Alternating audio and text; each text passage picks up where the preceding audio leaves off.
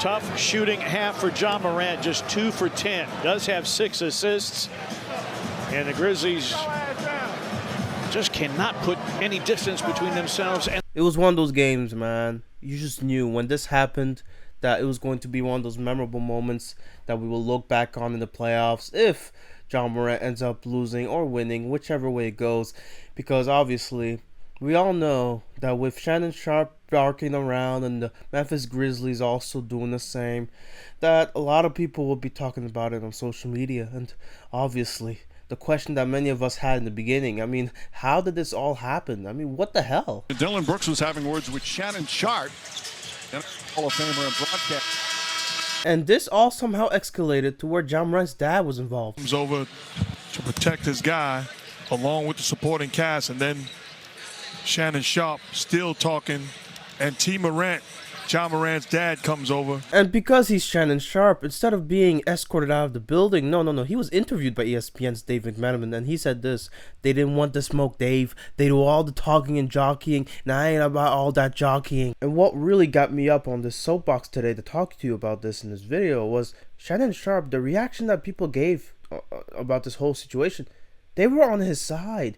They said, Unc, keep talking that shit.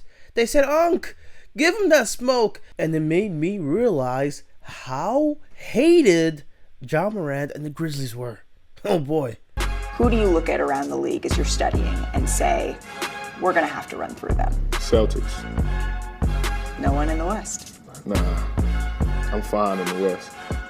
And I got a very dirty confession to make, folks. I know some of you already know this about me and how I basically love the Gritty King. I love John Morant. I love his dancing. I love his celebrations. I love how he plays. He's fun. He's entertaining as hell. He's one of the most exciting players, if not the most exciting player to watch in the NBA. And those words that he said there with Malika Andrews interviewing him, he's got a lot of people just coming at his throats, okay? He is setting the NBA world on fire with some of his highlights, but also some of his statements. I mean, this guy is one to talk trash. He's one to be cocky during the game. I mean, this guy just loves the action. He's all about that action.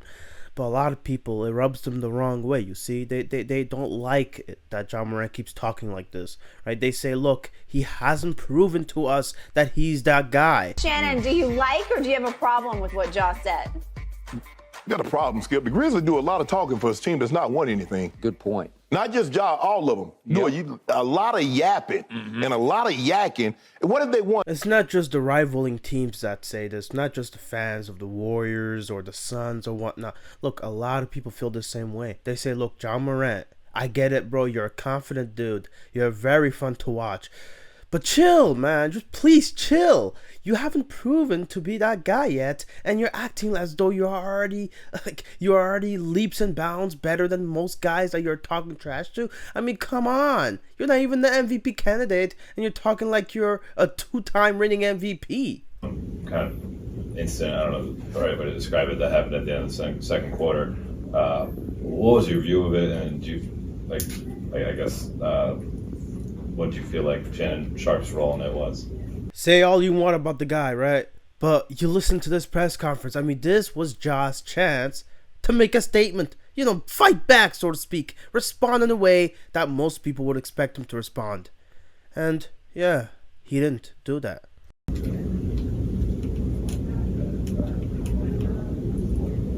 Let me think. Nah. I ain't gonna address that. I'm gonna let him live there. Anybody else? Dillon said he thought that Shannon Sharpe should have been removed from the arena. I ain't gonna address that. And I know for damn sure a lot of people are still gonna find a way to hate on this. He said, I'm gonna let him live today. Oh, I love this guy. I love him. How can you not like this guy, man? Like, honestly, it's one of those things. I get it, man. A lot of people feel like he needs to be humbled, man. This guy is just way over his head on this one. But there's not really a beef to be had here, right?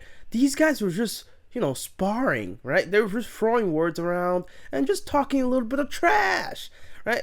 That's probably why Shannon wasn't kicked out. People knew this was not out of malice. It was just, he was testing them. He was trying to throw words out there. And, let's just get back to the quotes, right? Apparently, from Shannon's vantage point, this is what happened, right? It all started with Dillon Brooks. I said he was too small to guard LeBron. He said, F you.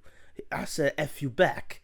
Right? And he started to come at me, and I said, you don't want these problems. And then Ja came at me, and I said, you definitely don't want these problems. And then Ja's dad came at me, and I'm like, you obviously do not want them problems. Man, Shannon's alright, man. He's funny too. And he's talking like they go to the Western Conference and go to the NBA Finals every year. True. What you mean you good? You need to be worried about yourself. You need to be worried about the Grizzlies. And, bro, you're not good. Y'all not like that. Y'all ain't got Shaq. Y'all don't got Kobe. You don't got a Tim Duncan. And even as a fellow Canadian, I despise Dillon Brooks, man. I do not like this man. This guy is the most ridiculously outlandish player in the NBA, bro. They won! Let's go. Keep battling.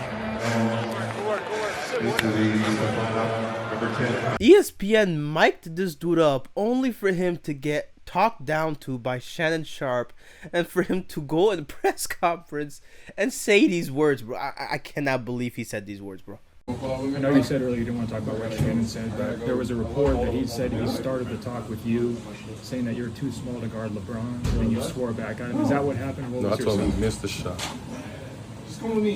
That's all. You think it's appropriate for a fan to kind of go back and forth with you guys like that? A regular pedestrian like him, no. He shouldn't have never came back in the game.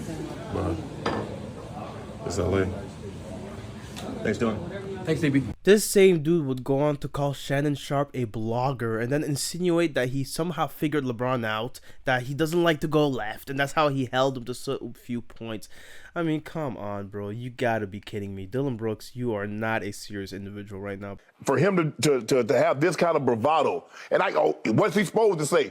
He's supposed to say, look, we take it one game at a time and we'll see what happens at the end of it. But to say we're already looking across the bridge on the other side, nah. As a fan of Morant, though, there's not much I can say when I see them, underperform in games they should win. When I see them, barking at people, even though, they don't back it up. Like, that sort of thing rubs me the wrong way. That sort of thing makes me not want to talk about how Ja Morant's a great player, how the Memphis Grizzlies are the future in the NBA. I would love to talk about this team being great, but it makes it so hard when I hear them talking trash like this. And Shannon Sharpe coming out on top amongst most people in public opinion.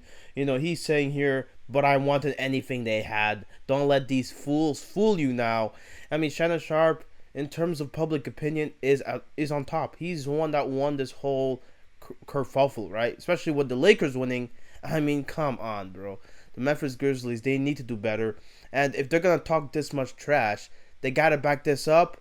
Otherwise, Ja Morant, bro, you need to be stopped. You need to be humbled. They're preying on your downfall, bro. You better not let them win. But if you're going to keep talking shit, you better back it up. Otherwise, it's kaput for you. It's over. At that point, there's no one that can defend you at that point. Not even your father.